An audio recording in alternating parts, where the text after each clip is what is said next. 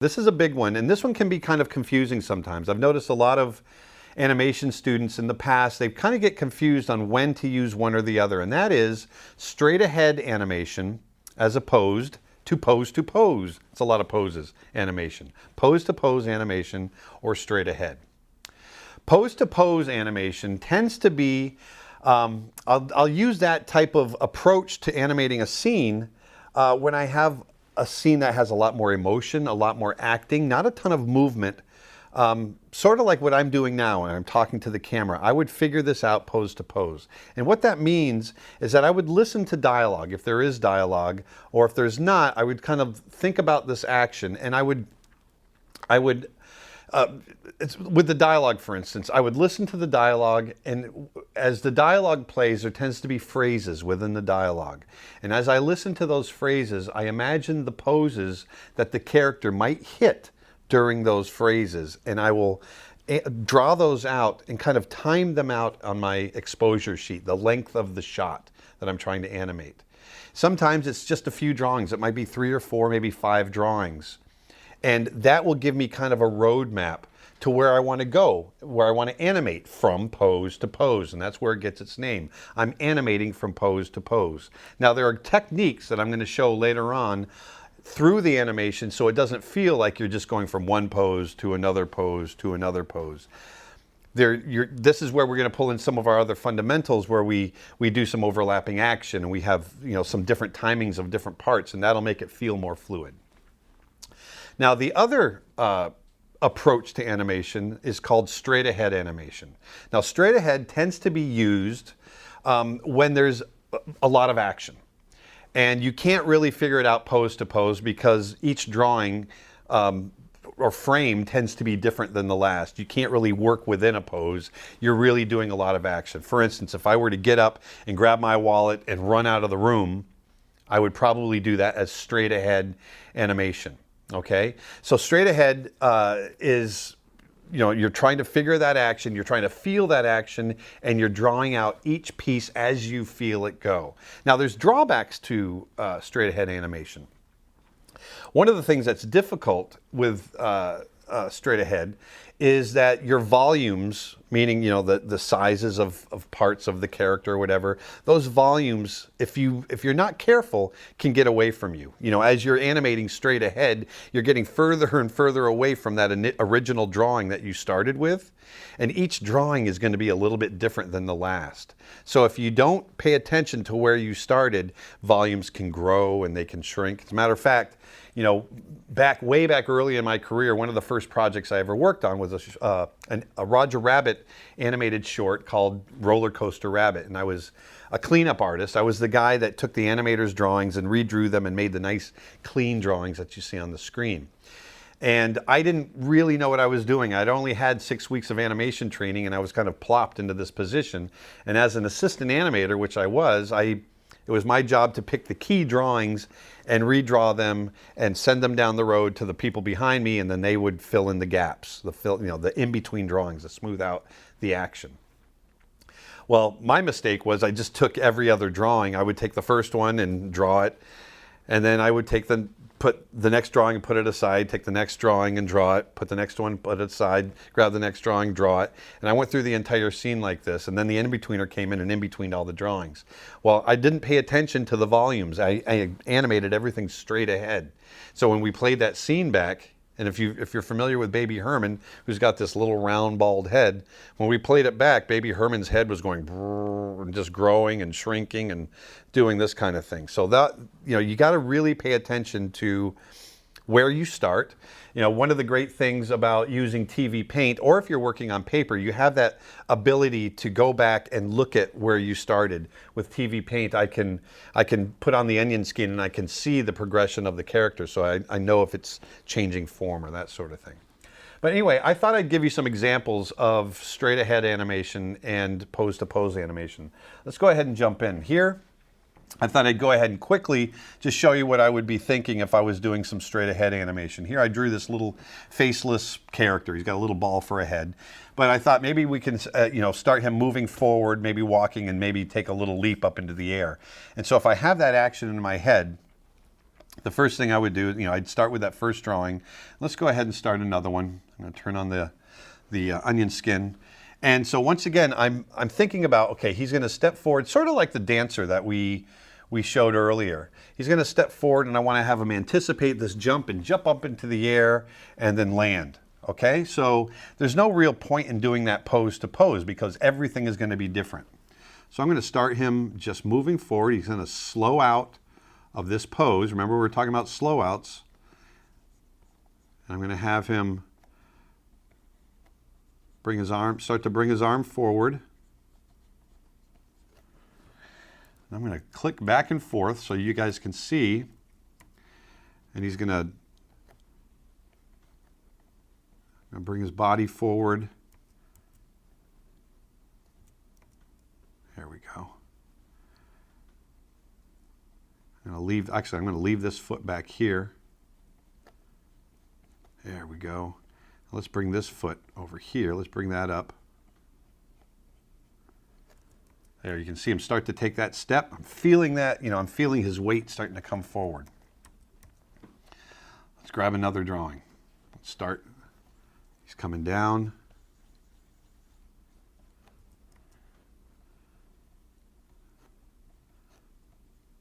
Actually, let's do this. I'm going to bring him up. Let's bring him up a little bit. That would be a better... See, this is the great thing about straight ahead animation too, is you can, as you're thinking about the action, you can go, you know what, I think it might be better if we do this. And you can feel that action. So I want him to really kind of take a stride first. So he's going to come up. You can see that movement. He's coming up, taking a stride. I'm going to put that foot right out in front of him, like so. See that? I'm going to pull that foot back.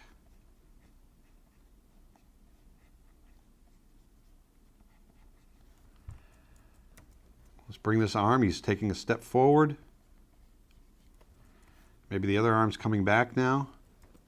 So if I scroll between these, you can see him start to come up. We're working straight ahead. I'm going to time these out a little bit too. Let's time these out. I'm going to put these on 4 frames. And we'll talk more about, spacing out, timing out drawings later on. But right now, we're just going to pay attention to the action. I'm just really thinking about that straight ahead action. So he's going to hit that peak right there. Body's coming forward still. Maybe that foot is really reaching out now.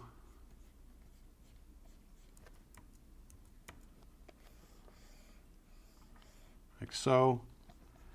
And this foot back here, he's coming up onto his toes. Yeah, I'm feeling what should be happening.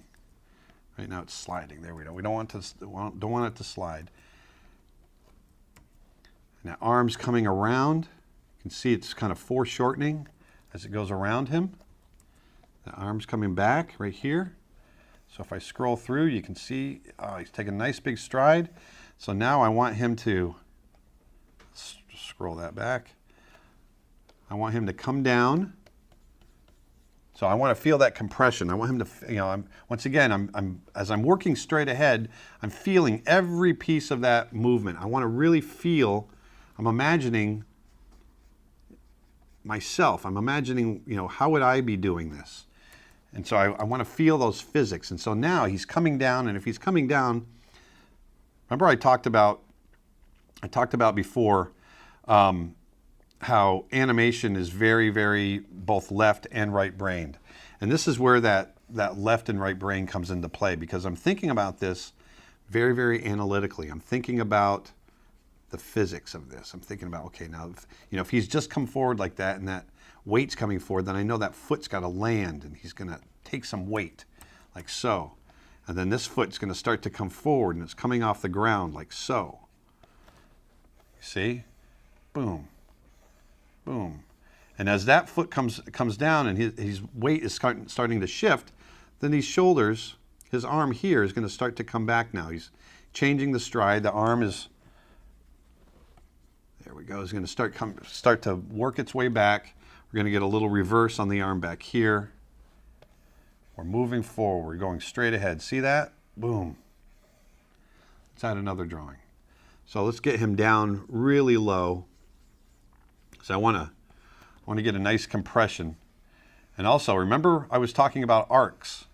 Here, look at that arc that he's following as he's stepping through, coming down. I'm going to have him kind of compress a little bit because we want him to jump up in the air.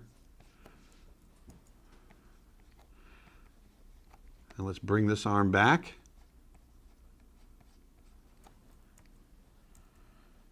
And this other arm's going to start coming forward really fast because he's going to throw that arm up. Coming forward. Body's compressing. Let's going to bring this other foot forward. Let's bring it. It's going to start to come up. I'm going to just slide it in here. Boom, see that? And I'm going to go one more drawing. Get him compressed. I want to get him right down in there. I'm thinking of this straight ahead. Let's get him right down into his most tight position. I'm going to bring these arms up. Like so. Get both of these legs bent right in here. You can see I'm being really loose with it too. Right, see that? And then the first thing we're going to do is we want that energy to burst out of there. So here's our anticipation. Remember we were talking about anticipations also. So I'm working into this anticipation, working straight ahead, and I'm having him come down and he's going to jump up. But I want that leap to happen with his arms too. I want the arms to kind of lead with that action. So let's hold him back just a little bit. He's starting to move up a little bit. Maybe the legs are tightening up. He's starting to move forward. Get those legs in here. So you see there's a little bit of movement there, but the arms are going to come up really fast. As a matter of fact, I'm going to drag them. I'm going to really just drag them, stretch them. You know, we're talking about squash and stretch. I'm going to really kind of distort the look of those arms. We'll bring the other one up here.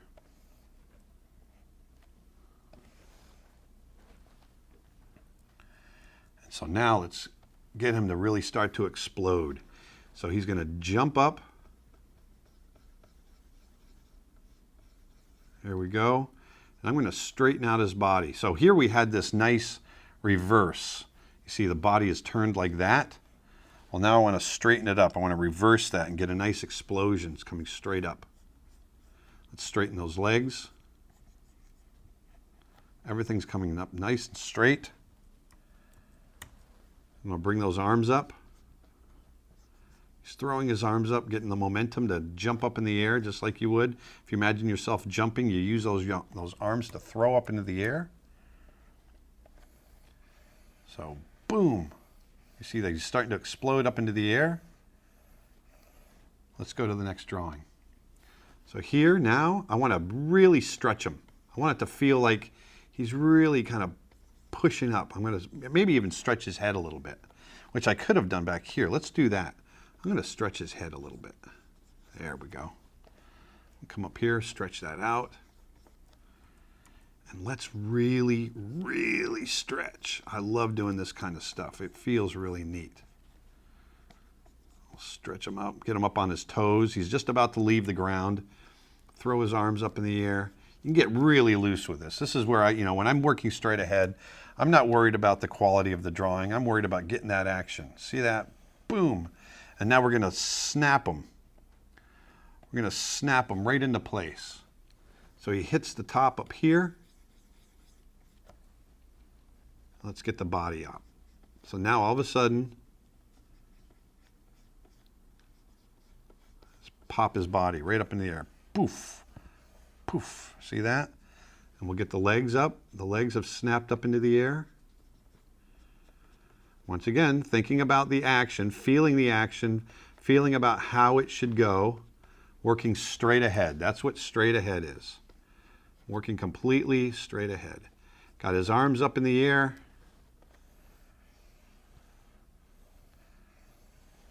There, feel that? Let's change a little bit of timing here. There we go. Boom, boom. See that? Now, let's get him a little bit more compressed. Thinking about our timing, remember we were talking about the bouncing ball. This is where everything comes together. I'm working straight ahead, and I want him to slow down as he comes up.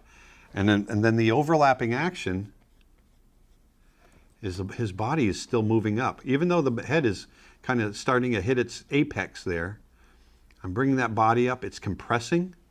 You see that? The body's on its own arc there. His legs are continuing up. You know, I want it to feel like he's got a little bit of hang time. And I'm scrolling back and forth. Maybe his arms now start to relax, like so.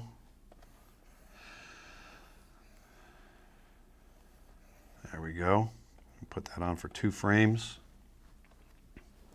I'm still going to hang him. He's hanging up in the air a little bit there as the body follows through. Remember that term, follow through? The body's coming through now. Legs are starting to come through. See the action? See how they're coming through? The body's kind of coming ahead in front of the head. Thinking about this action straight ahead. There's the other leg right there.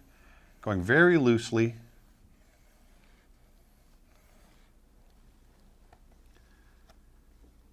Maybe the arms start to drag now. You're starting to pull those arms back. Like so. Boom. And once again, being careful of those volumes. And you can see, even as I'm getting into this, the volumes are shifting a little bit. It's not too bad, and I have the ability to pull it back. But we've got a certain volume here and a certain volume here. You see his volume has grown just slightly. So I'm conscious of that, and I want to be sure not to let it get too far out of hand. So now let's go ahead and have him, let's stretch that head.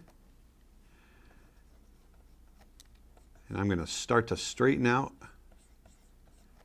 his body.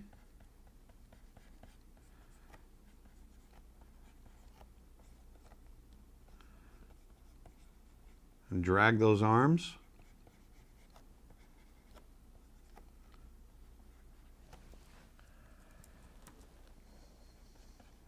There's the other foot there.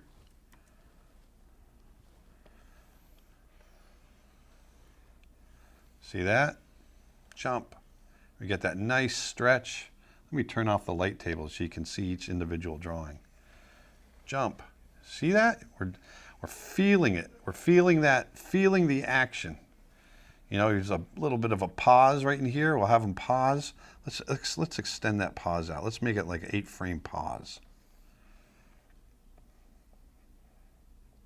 There we go. Let's shrink up this timeline a little bit. So you can see him pause and then jump, pause and then jump, jump, jump. And then he starts to come down. Let's go ahead and add another drawing. Let's turn our light table back on. There we go. And now he's really kind of stretching down.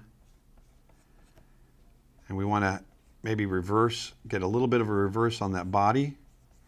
And his legs are coming straight down.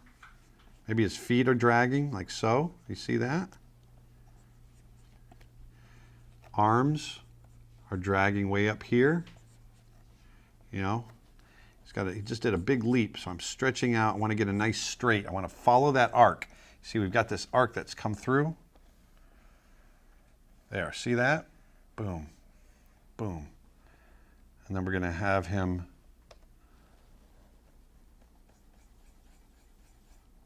start to land. Now the body is coming down.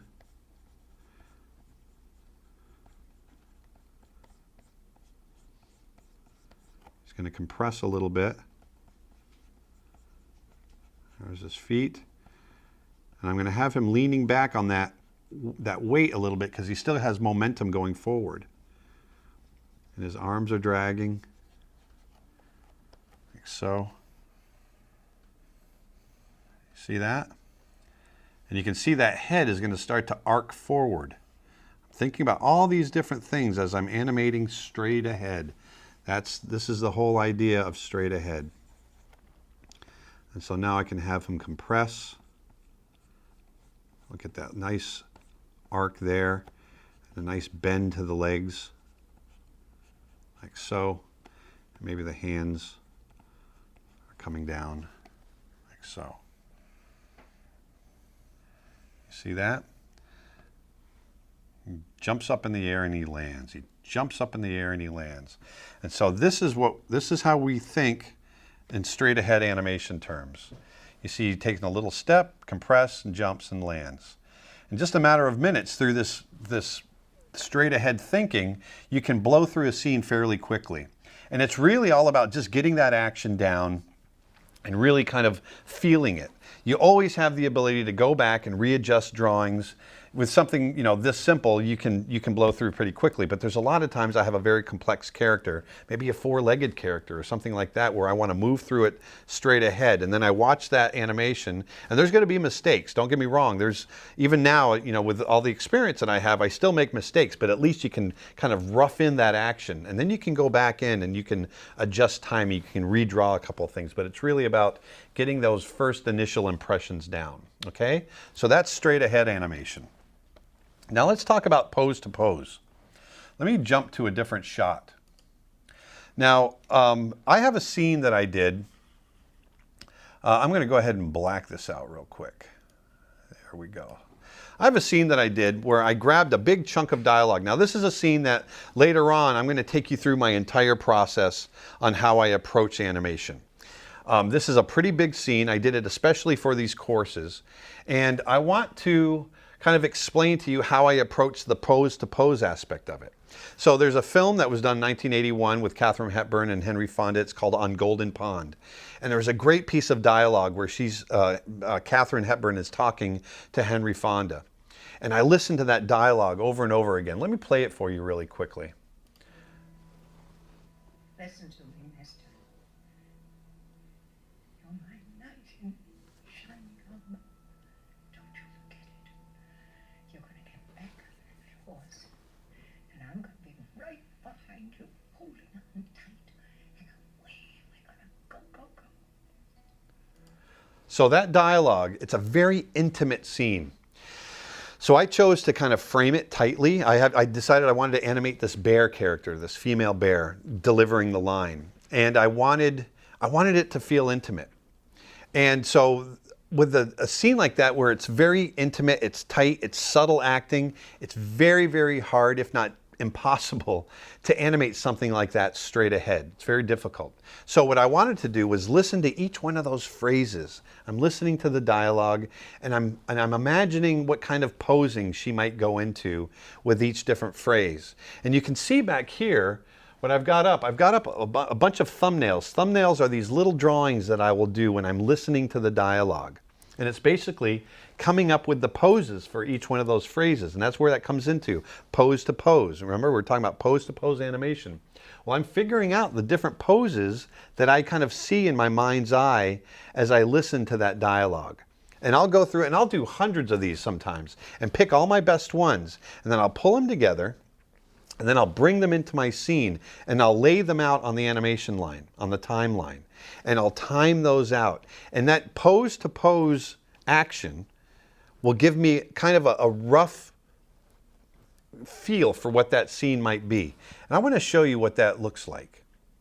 So what I did was I went ahead and I took each one of these drawings and I put them in the timeline, and I timed each drawing out to kind of fit the dialogue. It's going to be very choppy. It's going to be nothing like what the end will be, but you can start to get a sense of the framework, of the attitude of the character and her delivery.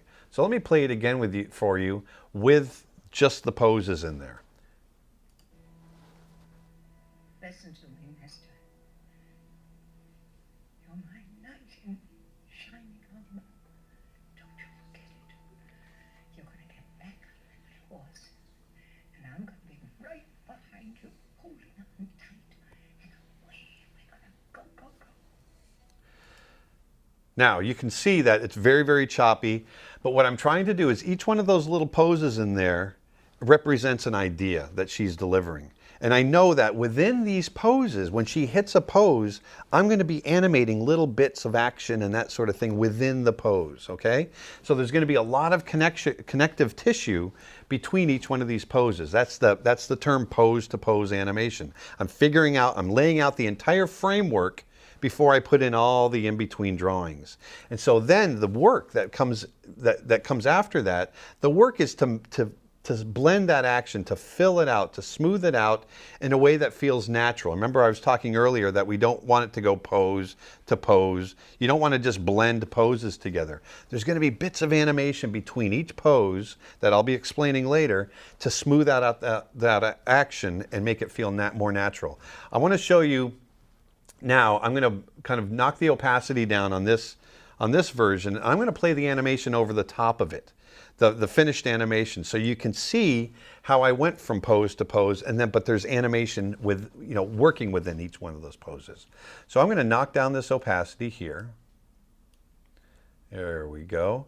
And I've got a layer on top of the finished animation. And what I did was I worked right over the top of these rough drawings with my new animation poses. And you can see, if you look down on the timeline, I've got a lot more drawings in there that kind of fill out that action. But let me go ahead and play it for you. And you can see how the animation is going to hit a pose and we're going to move within it, then it's going to jump to the next pose. Watch.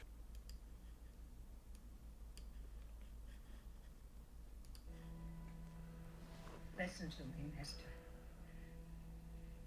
You're my knight in shining armor. Don't you forget it. You're going to get back on that horse, and I'm going to be right behind you, holding on tight, and away we're going to go, go, go. I'm going to let it go one more time. Listen to me, mister. You're my knight in shining armor. Don't you forget it. You're going to get back on that horse, and I'm going to be right behind you, holding on tight, and away we're going to go, go, go. So you can kind of see how those drawings, how they moved from pose to pose. I'm going to pull it back one more time. I'm going to play it for you one more time. This time I'm going to play it without those original poses. I want you to see just the animation. And then you're going to start to see, oh yeah, I see where it's moving through some of those poses, but we're animating within them. So let me go ahead and play it one more time. This is the final time without the initial pose test, but with all the in-betweens set in there. Listen to me, mister. You're my knight in shining armor. Don't you forget it. You're going to get back on that horse, and I'm going to be right behind you, holding on tight, and away we're going to go, go, go. So, one of the big advantages of working pose to pose, you can see that her volumes and everything stay consistent. And you get a lot more control throughout the scene.